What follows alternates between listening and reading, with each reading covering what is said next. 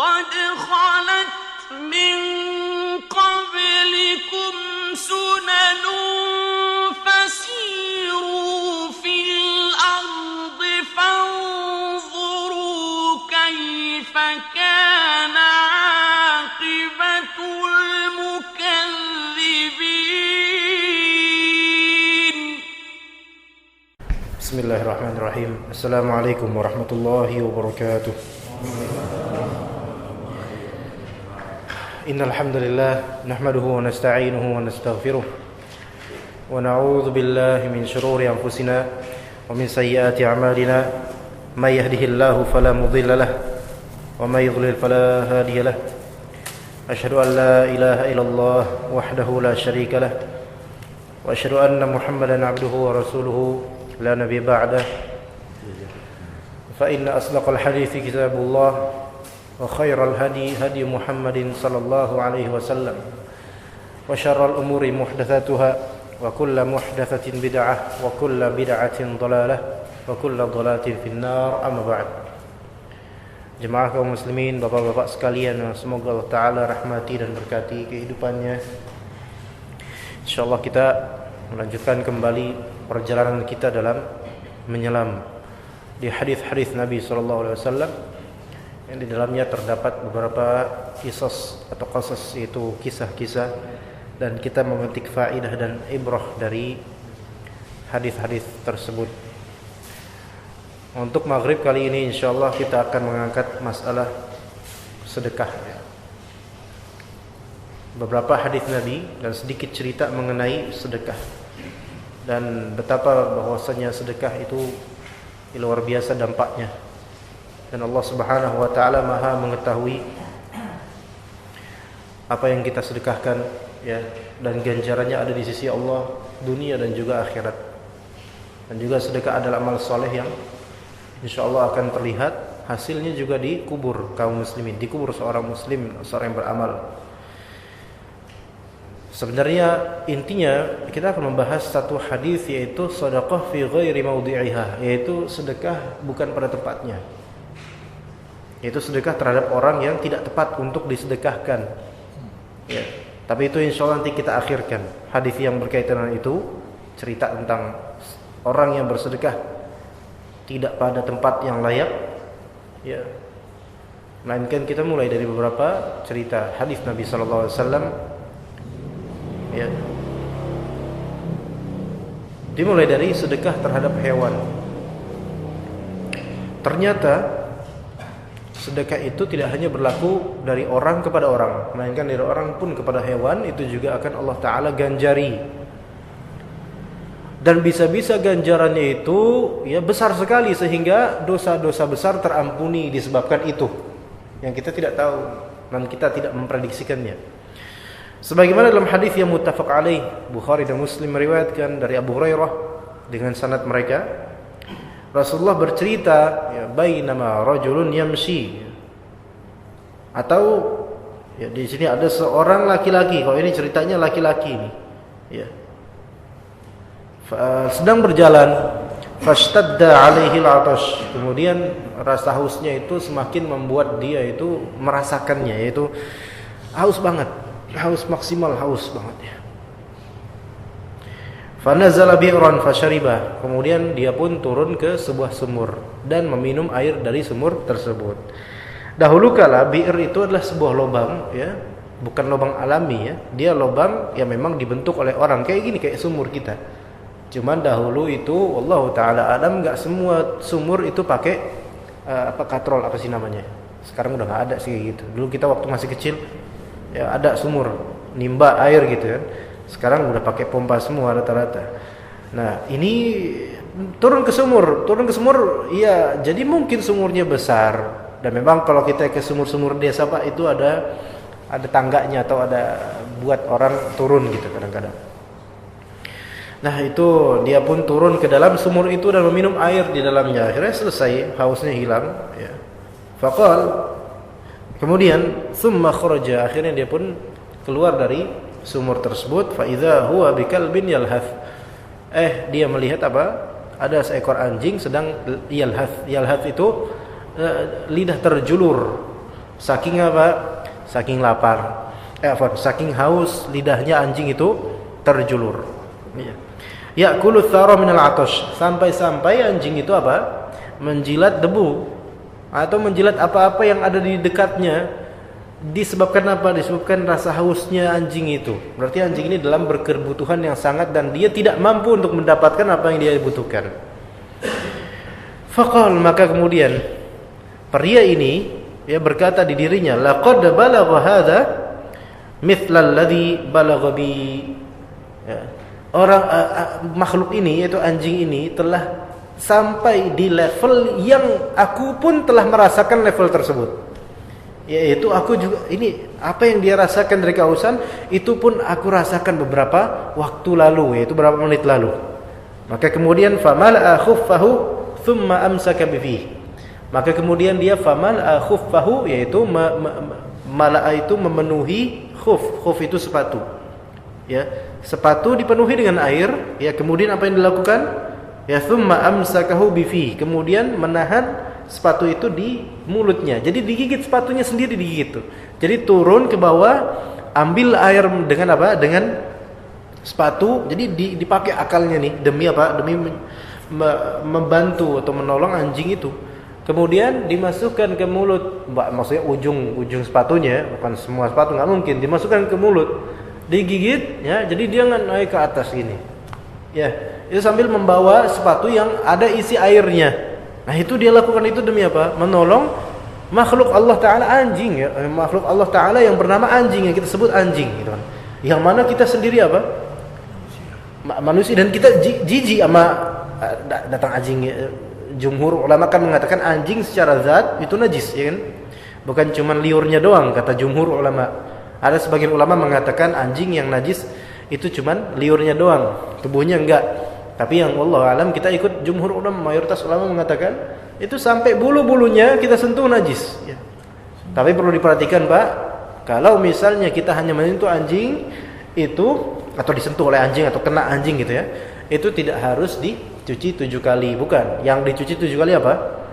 Yaitu wadah makan atau minum yang dijilat oleh anjing. Ya, adapun kalau misalnya anjing menjilat lantai misalnya, maka tidak wajib untuk sampai 7 kali. Hanya 1 kali yang penting hilang itu bekasnya. Itu bedanya ya. Jadi 7 kali basuhan itu untuk apa? Untuk jilatan lidah anjing kepada wadah makanan atau minuman kita. Ya, itu perlu diketahui, itu yang lebih tepat, Allah alam. Kemudian ini summa raqiya fasaqal kalb. Maka kemudian dia sampai ke atas sumur, kemudian dia pun memberikan minum kepada anjing itu. Fasyakarallahu lahu faghafara lahu. Allah pun berterima kasih terhadap siapa? Terhadap pria ini. Kemudian apa yang Allah perbuat, Allah jadikan dia terampuni dosanya, subhanallah. Ya. Maka kemudian para sahabat bertanya, "Ya Rasulullah, wa inna lana fil bahaimi ajra, ya Rasulullah, apakah ada pahala buat kita dalam hal berkaitan dengan binatang?" Maka kata Rasulullah, fi kulli kabidin ratbatin ajr. Di setiap hati liver. Di setiap liver yang basah, yaitu di setiap makhluk Allah yang hidup, itu bisa kita tanam pahala untuk berbuat baik kepadanya. Walaupun itu binatang. Ya, ini lihat binatang yang sekelas anjing sekalipun. Memang kalau di tanah Arab Pak, anjing itu ya lebih tinggi derajatnya dibandingkan himar. Himar itu kan keledai Pak. Himar di sini keledai. Masih mending anjing daripada keledai. Dari segi apa? Dari segi fungsinya. Maksudnya anjing ini dikenal di tanah Arab ini dipercaya. Ya. Dan kita tahu kalau misalnya kita pasang keledai di depan rumah nggak bakal bisa jaga rumah. Masang keledai di depan rumah cuma ngotorin doang. Tapi kalau misalnya anjing disuruh jaga kebun, jaga rumah, dia amanat. Dan bisa mengendus siapa majikannya, siapa orang desa ini, siapa orang luar, tahu dia. Ya, fungsinya besar itu anjing. Makanya orang-orang Arab dulu ya juga kadang sampai menamakan anaknya kalb atau kilab. Iya. Kenapa?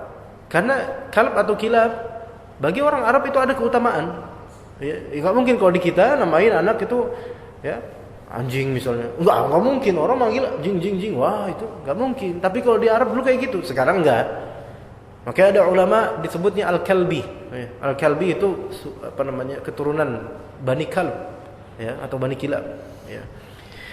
Itu hal yang ya Masya Allah kita enggak menyangka ya tadinya, hal yang mungkin remeh tapi memerlukan sedikit effort atau usaha. Juga dalam riwayat lain dari Abu Hurairah juga, ya, riwayatnya bukan laki-laki ini tetapi perempuan, pelacur bahkan. Ya, riwayat lain ya dari Abu Hurairah juga pelacur. Jadi ada dua versi cerita. Ala kulli hal yang penting cerita ini dua-duanya insyaallah dari Nabi SAW sahih dan kita wajib mempercayainya. Dan insyaallah cerita ini mudah-mudahan membuat hati kita lebih lembut dan lunak, Pak. Terhadap siapa? Terhadap binatang-binatang, ya. Jadi kalau ada kucing tuh kadang-kadang ya sebagian dari kita mungkin langsung nendang kucing, ya. Mungkin kalau gusur ya masih wajar lah. Sampai ada nendang, ya, sampai ada lempar. Coba diubah lagi, ya. Siapa tahu kucing itu kemudian dia lapar dan kemudian Allah Taala bersyukur kepada kita karena telah memberikan dia makan, ya. Ya, bisa jadi rezeki Allah dari situ juga. Kemudian Allah ampuni dosa-dosa kita. Ya, kemudian ada juga hadis lain berkaitan dengan sedekah yang tak terduga, Pak. Ternyata ternilai sedekah di sisi Allah. Dari Anas bin Malik radhiyallahu anhu, Rasulullah sallallahu alaihi wasallam bersabda, "Ma min muslimin yaghrisu gharsan aw yazra'u zar'an." Tidaklah seorang muslim ya, khusus untuk orang muslim saja ini berlaku. Dia yaghrisu gharsan, menanam suatu tanaman atau pohon, au yazra'u zar'an, itu bertani lah ya. Bikin padi sawah, bersawah gitu. Bertani ya, berladang. Siapapun muslim yang menanam pohon, ya mungkin cuman berapa pohon doang, mungkin jagung ya berapa lembar doang atau berapa benih doang ya, atau hal-hal lainnya. Yang penting tumbuhan ya. Nah, fayakulu minhu tayr. Kemudian ada burung yang memakan tumbuhan itu atau hasilnya. Mungkin buahnya, ya mungkin jagungnya dipatok atau apa gitu kan. Ada burung yang memakannya. Ya, kadang-kadang kita punya mungkin jeruk ya gitu kan. Kemudian pas paginya kita lihat kok udah kayak ada yang notok gitu ya, bolong. Ya, itu mungkin burung atau lainnya gitu kan. Atau ya insan atau manusia yang makan, manusia yang nyolong, nilep gitu kan. Kadang-kadang gitu ya. Jadi manusia yang ngambil, ya misalnya punya pohon kelapa, kita rawat bertahun-tahun, ya udah agak tua, lumayan ya, maksudnya udah berbuah musimnya, kemudian pada malam hari ada orang yang mengambil, ya. Habis, kita pagi ingat, loh kok udah habis nih, Masya Allah. Jadi manusia mengambil, au bahima atau binatang ternak yang memakan ya, pohon atau tanaman kita atau sawah kita, ya misalnya kambing, misalnya kan, jalan kemudian ya di ladang kita dimakan itu tumbuhan-tumbuhan kita, Masya Allah. Ya, itu kalau lihat emang gondok sih. Cuma di sini Islam mengatur bagaimana kita memanage emosi kita dalam hal ini. Melainkan kata Rasulullah, illa kana lahu bihi sadaqah, melainkan itu semua bernilai sedekah di sisi Allah Subhanahu wa taala. Jadi kadang-kadang seseorang sedekah tanpa sadar. Ya, dia punya lahan, misalnya antum Pak punya lahan di Karawang misalnya, atau di Cirebon atau di tanah-tanah lainnya punya lahan berapa hektar ya. Kemudian antum tanam di sana, tugaskan orang-orang penjaga pengawasnya ya, ada sawah, ada palawija, ada ini, ada itu, antum tanya banyak ya. Kemudian suatu ketika ya terjadi apa? Mungkin dimakan oleh burung, ya kan? Burung kan banyak yang makan itu. Kemudian mungkin oleh ulat ya, dan seterusnya. Pokoknya begitulah. Nah, itu semua ketika mereka menggerogoti, ulat-ulat itu menggerogoti tanaman kita, itu kita terhitung dapat di akun kita itu tambah saldo pahala, Masya Allah. Nggak sadar loh kita tuh, nggak sadar. Ya, padahal ketika kita lihat kita sebel gitu, tapi ternyata udah Allah simpan itu sebagai tambahan saldo ya, bahasa kita ini saldo di rekening pahala kita di akhirat nanti, alhamdulillah. Ya, jadi jangan merasakan Masya Allah rugi dengan dia makan binatang ya. Tapi memang boleh saja bagi seseorang bikin orang-orangan sawah, asal jangan berbentuk persis manusia. Boleh supaya nanti ada angin kemudian gerak-gerak burungnya takut, nggak apa-apa, itu nggak apa-apa. Itu hal yang mubah, menjaga harta nggak apa-apa. Tetapi ketika misalnya digerogoti atau diambil atau dimakan, dicuri, maka hendaknya melihat hadis ini bahwasanya ketika dicuri Di detik itu juga Allah mencatat sebagai pahala tanpa kita sadari. Ketika digerogoti, ketika dimakan oleh binatang, seketika itu juga Allah catat sebagai pahala tanpa kita sadari. Maka ini subhanallah. Tapi ini hanya berlaku pada siapa? Pada muslim. Jadi kalau orang yang kafir atau orang yang musyrik memiliki banyak lahan ya pertanian, kemudian dicolong, tidak terhitung sebagai sedekah buat dia. Jadi nggak enak ya. Enakan jadi muslim, Pak. Ya. Nah, gimana kalau misalnya kita sengaja ya kita bikin ya kita tanam suatu tanaman atau pohonan supaya burung-burung ke situ gitu, terus makan buah-buahan darinya, itu malah lebih baik lagi. Ya.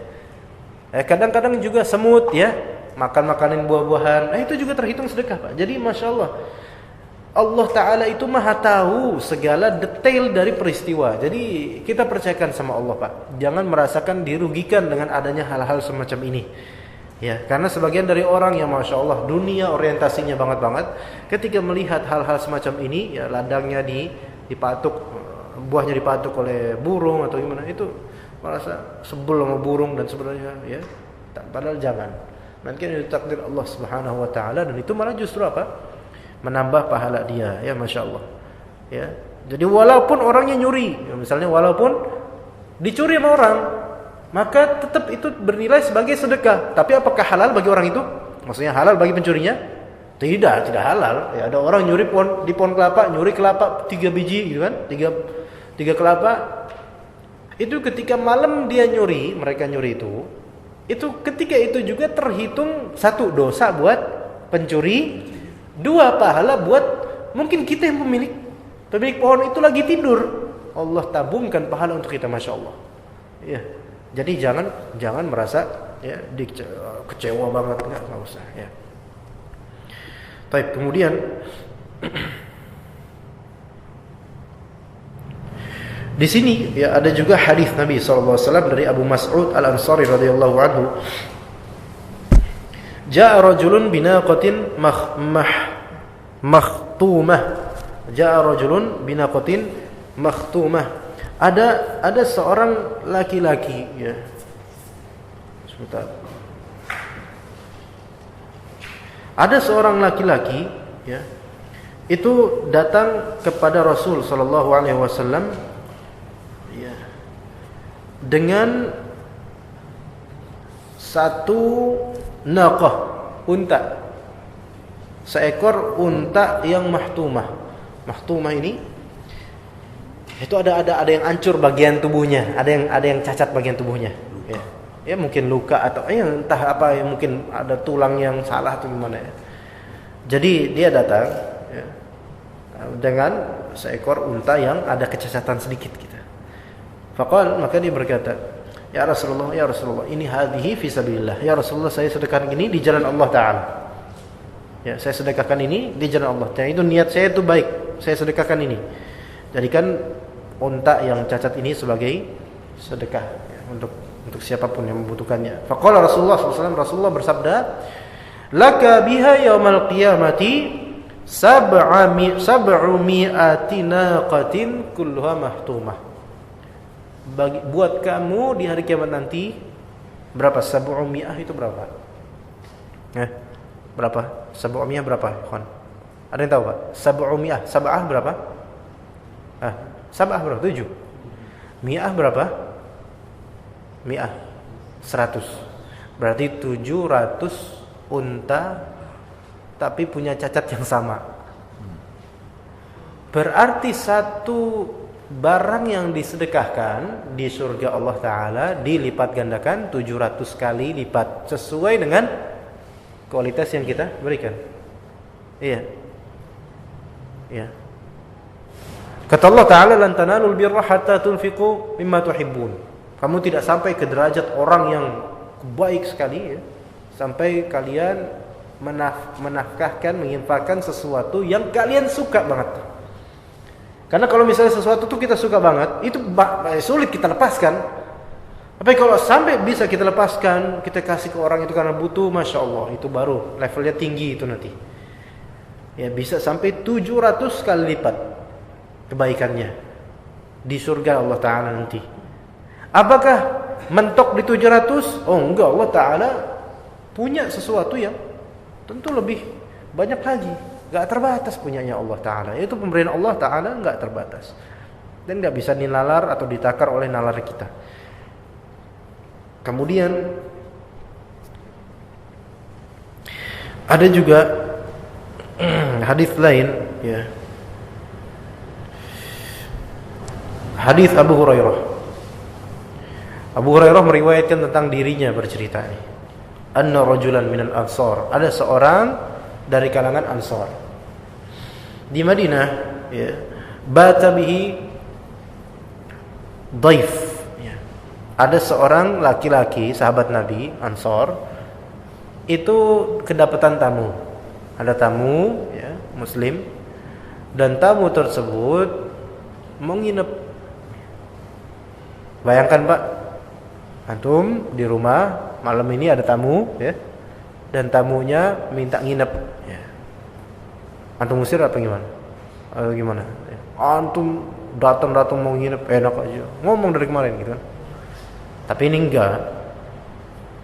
Padahal kata Abu Hurairah, "Falam yakun 'indahu illa qutuhu wa qutus sibyanihi." Dan ketika itu laki-laki Ansar itu, sahabat itu, tidak memiliki apapun kecuali makanan buat dia sendiri dan juga buat anaknya yang kecil.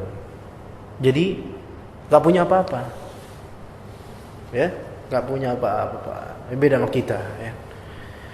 Faqala limratihi, kemudian dia berkata kepada istrinya, istriku, nawwimi shaybah, istriku, tolong, ya, buat tidur dedek bayi, ya.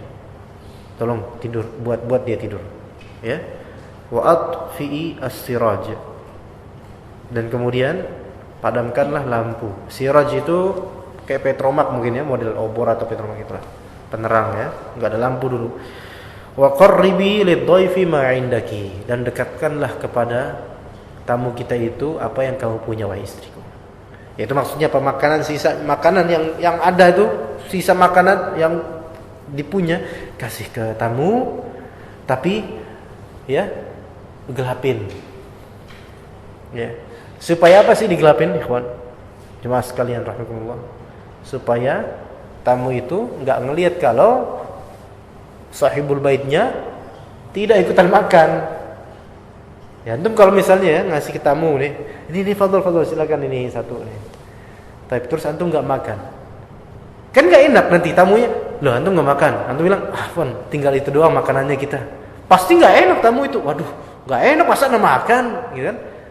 Maka demi menjaga itu, fadhil makan, ya. Oh, lampu mati nih, gitu kan. Maka kemudian tamu itu pun makan dengan enaknya, sementara sahibul bait diam aja gini. Syuf, ya. Maka kemudian adanya kejadian tersebut sampai turunlah ayat Allah Ta'ala, wa yu'thiruna ala anfusihim walau kana bihim khasasah. Mereka ini sahabat-sahabat ini, mereka lebih mengedepankan orang lain daripada diri sendiri. Wah, padahal diri mereka sendiri dalam keadaan membutuhkan sangat.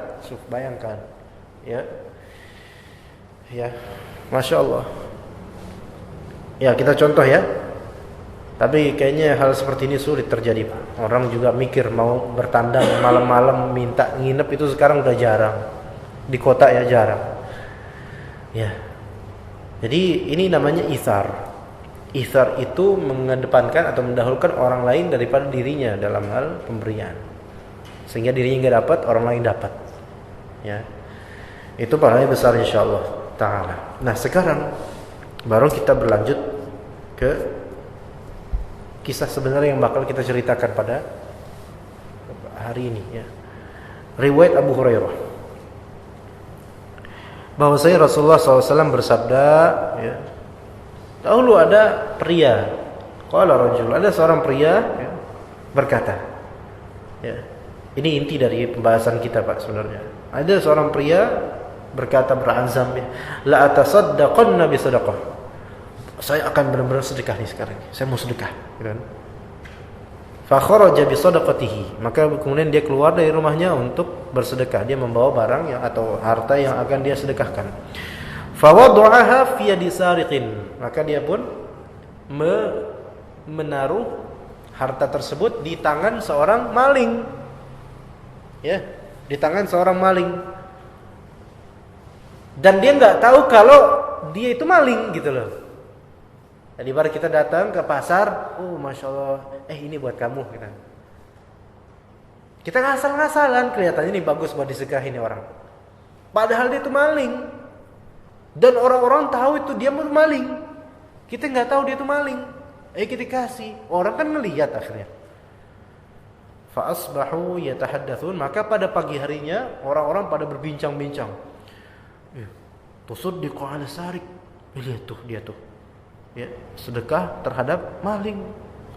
Bahlul lihat tuh orangnya gitu. Dia omongin gitu. Nah, kemudian laki-laki ini dengar orang-orang pada ngomongin dia. Akhirnya dia tahu ternyata yang saya sedekahin adalah maling, sarik. Maka dia pun berkata, Allahumma lakal hamd, la atasaddaqanna bi sadaqah.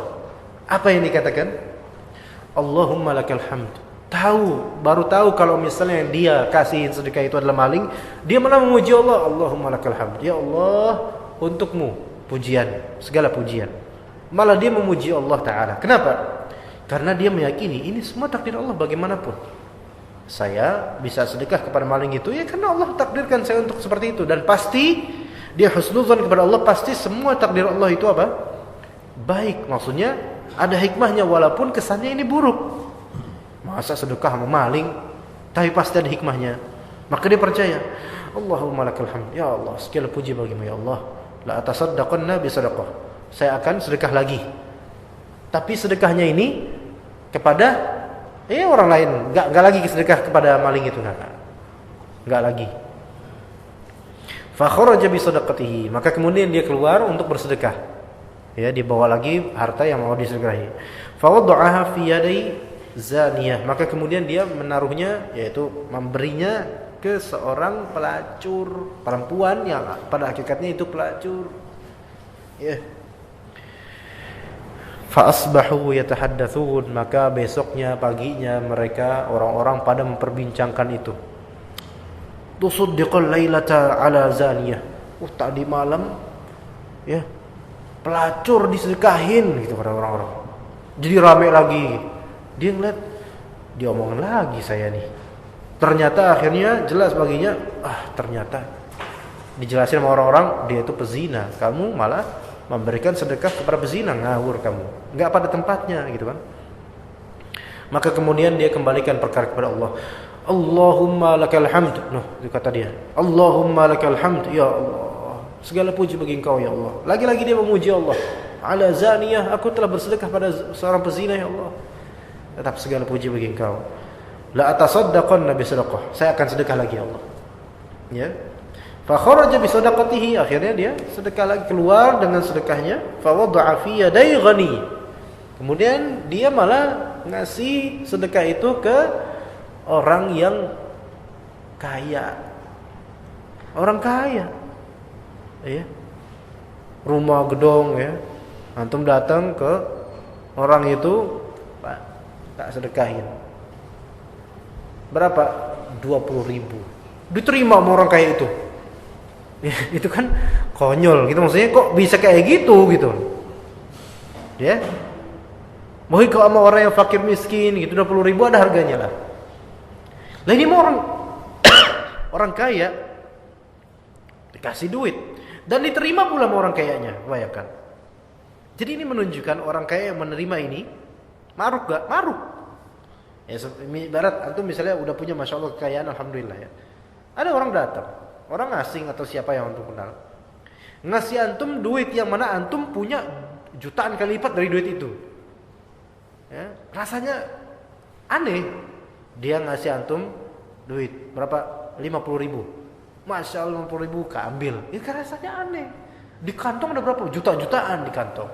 Aneh. Nah ini berarti ini ada kemarukan nih. Ya, beda kalau dikasih barang, dikasih harta. Maka kemudian, ya,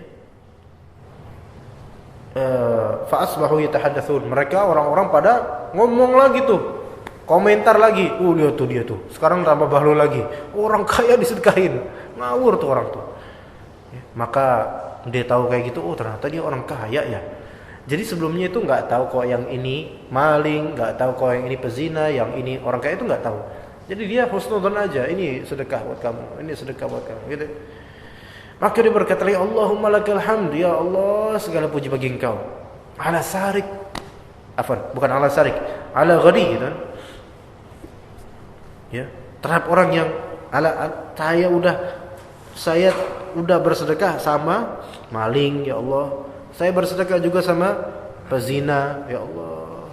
Saya juga bersedekah sama orang kaya lagi di terakhir. Aduh, gimana ya Allah, habis dah nih. Ya. Maka kemudian fa'utiya, ada yang datang kepada dia kemudian menyampaikan pesan kepada dia nih. Amma shadaqatuka. Ada yang ngomong ke dia. Entah saya belum dapat riwayat lainnya bagaimana, apakah malaikat yang datang atau suara atau gimana. Tapi ini yang kita percayai, amma shadaqatuka ala sariqin, adapun sedekahmu terhadap seorang maling itu yang telah terjadi pertama kali, fala'allahu an yasta'ifa an sariqatihi, maka semoga ya bisa-bisa itu membuat dia berhenti nyolong. Ya, setelah kamu ngasih itu, dia akhirnya apa? Berhenti nyolong. Gara-gara apa? Sedekahmu itu. Jadi dia malu sendiri. Ya kan? Kemudian yang kedua, wa amma zaniyah, adapun pezina itu, perempuan pezina yang menerima sedekahmu itu, fala'allaha an tasta'ifa an zinaha. Mudah-mudahan dan bisa jadi dia itu berhenti berzina. Kan kok yang pezina ini berarti kan nyari duit dengan tubuhnya gitu. Dan kemurikan tubuhnya. Ketika disedekahin, dia akhirnya sadar perempuan itu. Ini saya disedekahin sama pria ini. Ya, maka akhirnya berhenti dari mencari rizki dengan cara menjual harga dirinya. Na'udzubillah. Wa ammal ghani, adapun orang yang tua ini, orang yang kaya ini, fala'allahu ya'tabir. Mudah-mudahan setelah kamu kasih, bisa jadi dia ya'tabir. Ya'tabir itu apa? Termangu, mengambil ibrah. Mikir, saya tadi dikasih sama orang yang kekayaannya jauh banget di bawah saya. Mudah-mudahan dia mikir, fayunfiqu mimma a'tahu Allah. Kemudian dia malah apa? Menafkahkan apa yang Allah Ta'ala berikan kepada dia. Apa ibrahnya bapak-bapak sekalian rahimakumullah? Banyak ibrahnya. Pertama, awali sesuatu dengan husnudzon itu luar biasa ya. Walaupun kemudian prediksi kita Masya Allah salah ya, kita melihat tidak ada indikasi buruk ya, atau negatif, maka kita kembali ke asal husnudzon ya. Ternyata salah. Berdosa enggak kita? Enggak berdosa, Pak. Enggak berdosa. Ya. Kita melihat fulan ini enggak ada salah. Saya enggak melihat kesalahan apapun pada dia. Jadi ya saya nganggap dia saudara muslim biasa. Ya. Ternyata dia ini penjahat, ya. Berdosa enggak saya husnul kayak gini? Enggak berdosa. Kenapa? Karena memang saya enggak tahu, enggak ada bukti bahwasannya dia penjahat. Yang tahu penjahat itu orang lain. Nah, itu karena orang lain melihat kejahatan dia. Kalau saya kan enggak. Seperti misalnya bapak-bapak sekalian, jemaah rahimakumullah. Saya enggak kenal latar belakang bapak-bapak sekalian, teman-teman sekalian, saya enggak kenal latar belakang. Apakah lantas kemudian saya harus waspada sama bapak-bapak? Wah, ini jangan-jangan ini di antara ini ada yang maling misalnya, naudzubillah ya. Atau apa gitu kan? Keburukan-keburukan. Enggak boleh kita gitu. Enggak ada indikasinya kok. Maka asal dari muslim itu harus husnuzan kepada muslim asalnya. Kecuali kalau ada indikasi yang kuat ya. Akhirnya apa, orang ini mendapatkan nikmat dan ridha dari Allah Subhanahu wa taala. Lihat, ini orang ini pertama kali salah enggak dalam beramal, salah tempat. Sampai orang-orang mencela dia loh, Pak. Ya. Jadi hati-hati, kadang-kadang kita melihat ya, ada fulan itu sedang dibincangkan oleh banyak orang karena kesalahan dia. Bisa jadi kemudian malah Allah angkat derajat fulan yang diribahi ini, dan Allah rendahkan derajat orang-orang yang apa? Yang memperbincangkan dia. Ya, buktinya ini orang 3 kali Pak jatuh ke lubang yang sama, yaitu apa? Bersedekah terhadap orang yang salah, yaitu maling, pezina, dan orang kaya. Itu salah Pak, ya. Salah. Ya. Misalnya kalau Bapak tahu ada pengamen, ya, dan dia kemudian uang yang kita kasih terhadap pengamennya itu bakal misalnya dipakai buat apa yang haram, dan memang rata-rata gitu, bukan buat yang halal, bukan buat beli pakaian buat sholat, enggak. Banyak yang buat haram dan mereka juga nauzubillah sering kali enggak sholat gitu kan. Sulit orang yang banyak minta itu atau ngamen sulit sholat Pak, ya. Karena Allah jadikan kolbunya itu enggak bertawakal sama Allah, karena sering minta-mintanya kepada manusia itu buruk, ya. Ya, ini yang seperti ini ya enggak bisa kita husnudzon juga, tapi bisa juga kita salah tempat. Nah, misalnya dulu misalnya yang mungkin dari kampung, ya, datang ke Jakarta, ya, nggak ngerti kehidupan Jakarta gimana kerasnya. Kemudian ngelihat ada ibu-ibu ngegendong anaknya tidur tuh biasanya, nggak tahu habis diapain kok tidur terus. Kalau saya ngelihat pengamen atau ya orang yang terlihat miskin gitu kan, maaf ya, itu anaknya selalu tidur tuh, nggak pernah anaknya sehat gitu, nggak pernah, nggak tahu habis dibius apa diapain gitu. Nah, kemudian ngeliat kasihan banget ini ibu-ibu kita dari kampung misalnya, kemudian kita kasih, Bu, ini ya duit 100.000. Siapa Pak yang nggak ini? Ya seneng lah itu ibu. Wah makasih, mudah-mudahan diberkati oleh Allah. Makin seneng itu yang sedekah. Akhirnya setelah selesai, misal ya, ada satpam situ bilang, oh tadi Bu ngasih berapa ke dia kok sampai seneng banget dia. Misalnya, misal saja ini bisa jadi nyata, bisa jadi enggak gitu kan. Tadi saya kasih 100.000 Pak gitu kan. Masya Allah bu itu tuh penipu Bu misalnya. Satpam itu tahu bahwasanya ibu-ibu tuh penipu, memakai penampakan miskinnya dia, padahal enggak. Padahal mungkin juga dari kampung dan punya sawah di kampung gitu kan. Syafdah. Tapi apakah sedekahnya dia itu batal? Enggak. Bisa jadi suatu kelak, suatu nanti Allah Ta'ala memberikan hidayah kepada ibu-ibu yang pengemis ini.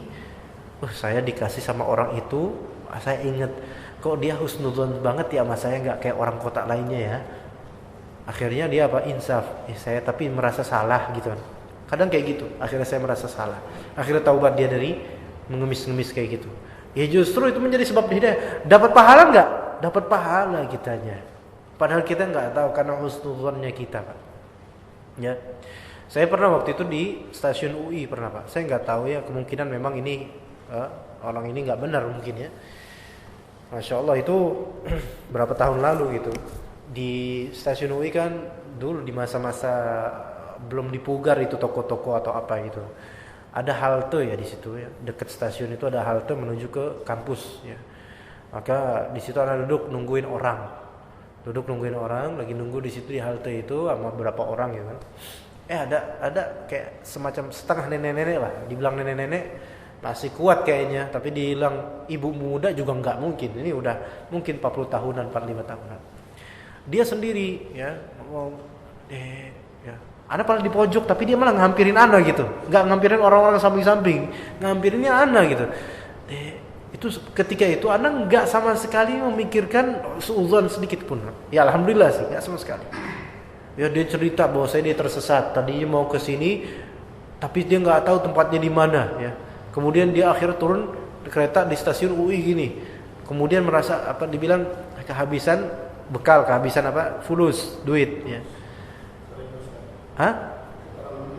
Iya sering. Anda baru sadar ketika udah selesai kasih dan seterusnya. Ini bukan hipnotis, Anda yakin nggak dihipnotis? Karena insya Allah nggak hipnotis ya. Cuman memang konteksnya ketika itu memang Anda pun dalam keadaan agak sengsara juga, jadi agak merasakan gitu. Jadi ngerasain ada kesamaan, common sense gitu. Lagi kesian ini ibu-ibu lemah gitu, makhluk lemah gitu, perempuan gitu kan. Akhirnya curhat gitu ibu-ibunya. Ya udah Ana enggak ngerti lah. Punya berapa ketika itu? Punya cuma belasan ribu doang, Pak. Ana punya belasan ribu doang. Pak ibarat sekarang paling punya, kalau dikiaskan sekarang mungkin 40.000 lah ya. Ya karena ketika itu masih banyak yang murah dibandingkan sekarang. Maka kemudian Ana kasih cuman berapa? 15 ribuan, Ana lupa, 15 ribu Ana yakin. Ya 15 ribu. Sisanya tinggal berapa? 3.000 Pak. Di Ana tuh tinggal 3.000. Yang Ana kemudian setelah ngasih panik sendiri, lebih bingung. 3.000 nih mau apa nanti pulang nih? Ya itu Ana mau ngajar kursus bahasa Arab ketika itu sama ada mahasiswa UI ya ketika itu. Beberapa mahasiswa. Maka itu sampai anak anterin Pak. Anak yang beliin karcisnya, anak ngantriin. Anak beli mau ke Bogor gitu kan, tak beli karcisnya. Ya. Kemudian setelah beli karcis, itu sisa dari uang karcis waktu itu berapa lupa, 5.000 atau 6.000 ke Bogor dari UI. Itu lupa anak. 2011 kalau nggak salah. Itu anak kasih, anak sampai anterin ke peron. Sampai petugasnya bilang, "Pak, kan dulu kan masih suka meriksa karcis petugas, kalau sekarang kan enggak ya. Pak, ini tolong jaga nih ibu ini, dia kesesat gitu." Terus saking husnudzonnya anak enggak ada pikiran tuh. Selesai kayak gitu anak balik ke hal tuh. Tadi tuh bener enggak ya ibu? Baru kepikiran ketika itu. Ya. Baru kepikiran ketika itu, lama-lama mikir, jangan-jangan bohong itu gitu loh. Jangan-jangan bohong karena ibu-ibu semacam itu anak pikir banyak kayak gitu mah banyak di stasiun mah. Ya, juga anak heran kok datangnya ke anak bukan ke orang-orang samping karena banyak orang-orang. Apa emang karena mungkin baginya kelihatan anak baik atau gimana, mungkin dia juga husnudzon sama anak gitu kan. Akhirnya anak husnudzon juga sama dia, sama ibu-ibu itu. Jadi itu sampai anak kemudian akhirnya anak panik. Ini gimana cara nanti anak pulang 3.000 ini sementara anak masih harus ke daerah Juanda. Juanda Bogor, Pak, bukan Juanda sini. Juanda Bogor ya, bukan Bogor, Juanda Depok tahu nggak? Juanda Depok itu Margonda belok kiri kalau dari sini. Nah itu masih jauh lagi, naik ojek. Ya. Nah kemudian datang itu mahasiswa yang mau nganterin anak naik ojek dibayar sama dia ke daerah jauh Juanda sana. Bingung anak. Pas selesai ngajar maghrib gitu kan, anak mau minjem duit sama mahasiswa malu, gitu. Mau minjem duit malu. Di majalah Tawakal Allah. Yang penting ojek ke stasiun UI dibayarin dan juga anak lapar banget tuh, belum makan siang. Akhirnya ternyata ya mahasiswa tersebut bawa bingkisan plastik gitu, ada makanan. Ya udah tawakal Allah, ada makanan. Alhamdulillah naik ojek ke stasiun UI. Ke stasiun UI naik ojek. Pas anak buka amplop Pak, ada amplop ternyata di dalamnya dikasih sama mahasiswa UI. Berapa Pak? 150.000 rupiah. Berapa kali lipat tuh? 10 kali lipat tuh. Itu 15.000 bayar 150. Diganti sama Allah Ta'ala beberapa jam kemudian 150.000. 10 kali lipat. Dan itu satu dari sekian banyak cerita yang terjadi di kehidupan anak pribadi ya. Mungkin bapak-bapak tentu lebih punya pengalaman tentang hal ini ya. Itu akibat apa? Husnudzon kita tuh. Padahal belum tentu itu benar itu orang itu. Dan kemungkinan besar malah sebagaimana dituturkan teman tadi, ya, kemungkinan bohong gitu. Karena banyak modus kayak gini di terminal, di mana stasiun terutama ya. Tapi alhamdulillah Allah Ta'ala menggerakkan ketika itu anak sama sekali enggak Allah berikan husnudzon. Tapi Allah kasih seperti itu alhamdulillah. Dan juga beberapa hal banyak Pak sedekah-sedekah yang alhamdulillah Allah Subhanahu wa taala melipat gandakan ganjarannya. Ya, alhamdulillah Pak. Saya udah enggak cuma sekali dengan cara yang sama Pak. 3 kali bahkan. Ini 3 kali Pak. Hari Sabtu. Selalu hari Sabtu tuh. Hari Sabtu pertama pernah tuh udah lama ini bukan menzahirkan amalan, ini imroh aja insyaallah. Anak kasih orang tua 1 juta Pak. Ya. Kemudian anak ngaji di pengajian. Ya, di pengajian. Ya. Di pengajian itu ya Anda bikin pengajian tersebut hari Sabtu itu dan Anda tidak menerima pungutan bayaran. Enggak, ini gratis Anda yang bikin. Enggak perlu dibayar. Tapi ternyata dari anak-anak majelis itu mereka bersepakat urunan tanpa sepengetahuan Anda. Akhirnya apa? Pada akhir sesi Anda dikasih amplop. Pas Anda buka pas persis dengan apa yang Anda nafkahin ke orang tua Anda pagi tadi. Itu terjadi berapa kali? 3 kali Pak. Sehitungannya, Masya Allah. Itu baru 1 kasus. Ya, belum lagi kasus-kasus lainnya. Itu sebabkan apa? Sedekah Pak. Karena sedekah itu bukan mengurangi harta. Memang secara fisik nominal sementara berkurang, tetapi pada hakikatnya Allah Ta'ala menyimpan untuk kita yang lebih banyak, berlipat-lipat, dan juga pahalanya juga Allah Ta'ala simpan. Ya. Kata Allah Subhanahu wa taala, "Wa ma tadri nafsum ma ukhfiya lahum min qurrati a'yun jazaa'an bima kanu ya'malun."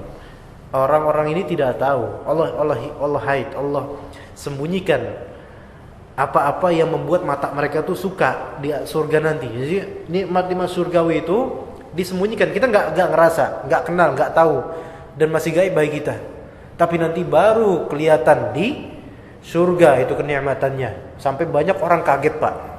Sampai banyak orang akan kaget melihat ternyata amalannya besar. Alhamdulillah kalau misalnya kita sering sedekah, terutama nggak belak-belakan sedekahnya. Tapi tadi cerita-cerita tadi bukan tujuan apa-apa, melainkan untuk pengenalan dan ibrah saja, yang mudah-mudahan mengambil faedah dan manfaatnya. Wallahu taala a'lam. Mau azan kapan azan? Iya, baik. Ada pertanyaan? Kira-kira ada yang mau nanya, silakan, atau kita selesai sampai sini? Silakan. Apakah kita sedekah itu berupa apa? Nanti dibalaskan berupa apa juga? Apa gimana? Belum tentu, Pak. Belum tentu, Mas. Allah Subhanahu wa taala memberikan yang terbaik, dan yang terbaik di sisi Allah itu enggak mesti materi uang. Ya. Bisa aja kebahagiaan, bisa aja sedekah itu kan bisa penyakit sembuh, keselamatan dari tabrakan, ya. Kemudahan, kelancaran, ya, dan seterusnya. Umur juga bisa panjang, ya kan? Ini misalnya nih Pak, ya. Ketika kita silaturahim, nggak mungkin kan kita datang ke saudara nggak bawa apa-apa. Datang gitu, assalamualaikum, tok. Jauh-jauh datang dari kecamatan beda, jauh, Jakarta Pusat, Jakarta Timur, gitu. Datang, assalamualaikum, waalaikumsalam, gitu, lama gak ketemu, nggak bawa apa-apa. Gorengan nggak bawa, bukan gorengan makanya, nggak bawa apa-apa. Ya, itu kan aneh. Tapi kan tradisi kita, alhamdulillah, kalau kita silaturahim ke saudara, ya, atau ke teman lama, misalnya silatul ukhwah itu namanya, itu kita bawa sesuatu kan. Kata Nabi SAW, man sarrahu an yunsa'alahu rizqahu, atau apa? Man sarrahu an yunsa'alahu fi umrihi wa yubsata lahu rizquhu falyasil rahimah. Barang siapa yang menginginkan, ya, dia menginginkan, Allah apakan? Menginginkan supaya Allah Ta'ala membuat umurnya panjang dan rezekinya luas, maka hendaklah dia silaturahim. Karena silaturahim ini, di antara faedahnya, antum pasti bakal sedekah, pasti bakal ngasih hadiah. Gak lucu lah antum datang misalnya ke saudara, ya, atau ke ibu, ya, pulang kampung, ya, mudik lebaran, pulang-pulang gak bawa apa-apaan, cuma bawa pakaian doang udah kumel. Gak mungkin, pasti bawa sesuatu dari kota, gitu kan? Itu sedekah. Nah, itu silaturahim, itu akan Allah Ta'ala jadikan umur kita panjang. Ya, ada kemungkinan gini, di antara ulama berpendapat begini. Umur panjang ini bisa seperti ini. Suatu ketika kita ini hampir mati, sampai malaikat maut itu sudah hampir cabut nyawa kita. Tapi ternyata Allah takdirkan di Lauh Mahfuz itu, di catatan Lauh Mahfuz, dia selamat dari kecelakaan itu. Sehingga malaikat maut yang tadi mau nyabut nggak jadi. Malaikat maut kan suruhan Allah Ta'ala, dan malaikat maut nggak tahu apa yang di Lauh Mahfuz tercatat. Akhirnya nggak jadi. Mungkin jadi malaikat maut itu bisa jadi kadang nggak jadi cabut nyawa orang. Sebagaimana yang sudah berkali-kali dikisahkan di sini. Nabi Musa itu pernah hampir dicabut nyawanya oleh malaikat maut. Dia apa yang nama Nabi Musa, Pak? Ditonjok matanya. Nabi Musa, ya, bukan kita. Kalau kita nggak bisa kayak gitu. Nabi Musa ditonjok matanya oleh Nabi Musa. Akhirnya copot itu mata malaikat itu dalam hadis yang sahih. Ya, nggak jadi, akhirnya ngadu ke Allah Ta'ala, ya Allah, hambamu Musa ini sedang memang nggak mau mati kayaknya, ya Allah. Ya, nggak mau mati. Ya. Akhirnya ada perjanjian dan seterusnya. Ala kulli hal, ya, sedekah, kemudian silaturahim itu bisa memperpanjang umur yang tadinya malaikat maut itu ngira dicabut pada tanggal sekian, detik sekian. Ternyata nggak jadi, Allah takdirkan memang nggak jadi. Dipanjangkan lagi umurnya disebabkan apa? Karena dia telah melakukan silaturahim pada tanggal sekian. Itu bisa seperti itu, ya. Atau dengan makna lain, panjang umur yaitu umurnya berkah walaupun tidak panjang. Karena apa? Orang yang umurnya berkah, Pak, setelah dia meninggal, keberkahan umurnya itu masih ada efeknya. Ya, wakaf, tanah wakaf misalnya, apa, ya, itulah akibat sedekah dan silaturahim. Tapi sepertinya udah azan, kita cukup sampai sini. Jazakumullah khair atas kehadiran Bapak-bapak sekalian dan perhatiannya. Semoga insyaallah kita akan bertemu lagi pada satu bulan mendatang dengan kisah-kisah lainnya. Barakallahu fikum. Subhanakallahumma bihamdika asyhadu an la ilaha illa anta astaghfiruka wa atubu ilaik. Wassalamualaikum warahmatullahi wabarakatuh.